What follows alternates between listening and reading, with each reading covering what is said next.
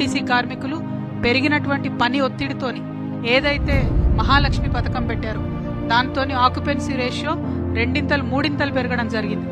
దానితోని పని ఒత్తిడి పెరిగింది. సాధారణంగా 6 నుంచి 8 గంటలు చేస్తేనే లేబర్ చట్టాలు మరి బ్రేక్ ఇవ్వాలని చెప్తారు. కానీ ఆర్టీసీ కార్మికులకు మాత్రం 16 నుంచి 18 గంటలు పని చేపిస్తూ వారి శ్రమను దోచుకుంటున్నది కాంగ్రెస్ ప్రభుత్వం తప్పితే వారిని ఆదుకునేటటువంటి ఆలోచన చేయడం లేదు.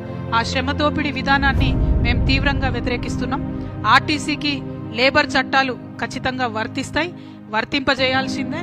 మరి ఆర్టీసీలో లేబర్ చట్టాలు లేకుండా, కనీస గౌరవం లేకుండా, కార్మికులకు మర్యాద లేకుండా జరుగుతున్నటువంటి సందర్భాన్ని మేము తీవ్రంగా వ్యతిరేకిస్తా ఉన్నాం. మరి దుగ్గు రాజేందర్ గారని ఆర్టీసీ నాయకులు అనేక మందిని ఏదైతే ఈ ప్రభుత్వం పోయిన బీఆర్ఎస్ ప్రభుత్వంలో ఇప్పుడు ప్రభుత్వంలో కూడా అన్యాయంగా ఏదైతే కార్మికులను తీసివేయడం జరిగిందో పనిలో నుండి వారిని తిరిగి పెట్టడం కోసం జాగృతితో కలిపి ఉద్యమాలు చేస్తున్నటువంటి నాయకుడు. మరి వారి నాయకత్వంలో దాదాపు 300 మందికి తిరిగి ఉద్యోగం ఇప్పించుకోగలిగినాం. మేము ఆర్టీసీని డిమాండ్ చేస్తా ఉన్నాం. మీరు చిన్న చిన్న వాళ్ళ మీద మీ ప్రతాపం చూపిస్తూ మెషిన్లు టికెట్ ఇష్యూ మెషిన్ పనిచేయకపోతే ఆ ఫాల్ట్ సాఫ్ట్వేర్ ఉంటుంది, మెషిన్ ఉంటుంది, ఆ మెషిన్ కొన్నవాడిది ఉంటుంది. కానీ ఆ కోపం కండక్టర్ మీద చూపించి కండక్టర్ని తీసివేయడం అనేటటువంటిది కరెక్ట్ కాదు. ఇటువంటి చర్యలకి ప్రభుత్వం పాల్పడతా ఉంది. డ్రైవర్లకు కూడా అదే పరిస్థితి.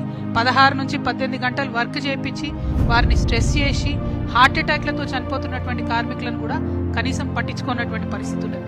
ఇవన్నీ